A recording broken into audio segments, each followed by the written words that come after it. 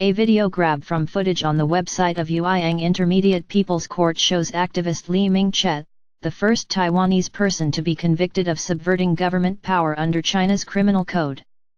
A Chinese court sentenced Taiwanese democracy activist Li Mingche to 5 years in prison on Tuesday on charges of attempting to subvert state power, further souring cross-strait ties.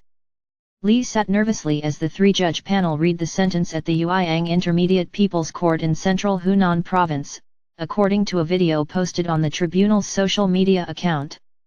Taiwan and human rights groups immediately denounced the ruling as unacceptable and politically motivated. Li, an NGO worker who was arrested during a trip to the Chinese mainland in March, is the first Taiwanese person to be convicted in China on the political charge, according to Taiwan's Judicial Reform Foundation. A Chinese CO defendant named Peng Yehua was sentenced to 7 years in prison. The court said both men stated that they would not appeal their sentences. President Xi Jinping, who consolidated power at a Communist Party Congress last month, has cracked down on dissent and tightened control on civil society since taking office in 2012. Li had confessed to the charges during his trial in September, stating that he had written and distributed online articles that criticized China's ruling Communist Party and promoted democracy among other topics. His wife, Li Qingyu, who attended the sentencing, said her husband had paid the price for his ideals. Fighting for human rights for the disadvantaged is a commitment that must be made to push for the enhancement of human civilization. I want to express again that I am proud of his dedication, she said in a statement.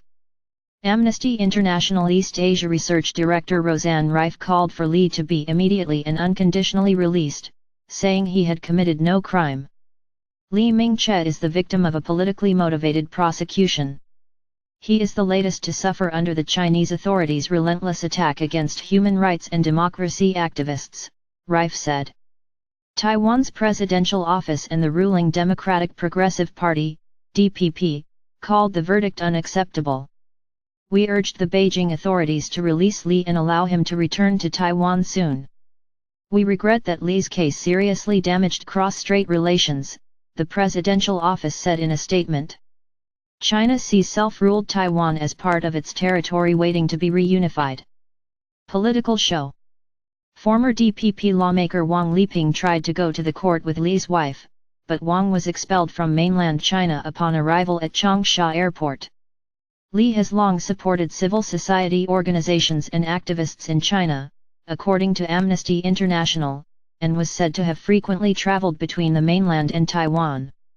He had shared Taiwan's democratic experiences with his Chinese friends online for many years and often mailed books to them, said the Taiwan Association for Human Rights.